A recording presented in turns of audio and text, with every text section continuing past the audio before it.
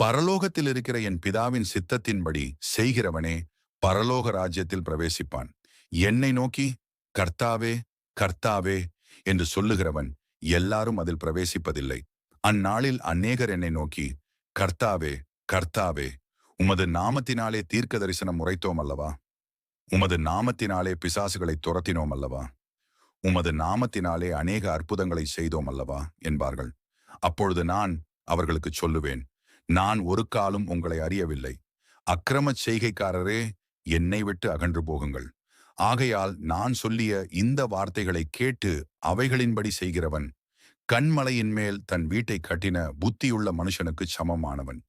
பெருமழை சொரிந்து பெருவெள்ளம் வந்து காற்று அடித்து அந்த வீட்டின் மேல் மோதினாலும் அது விழவில்லை. அது கன்மலையின் மேல் அஸ்திபாரம் போடப்பட்டிருந்தது.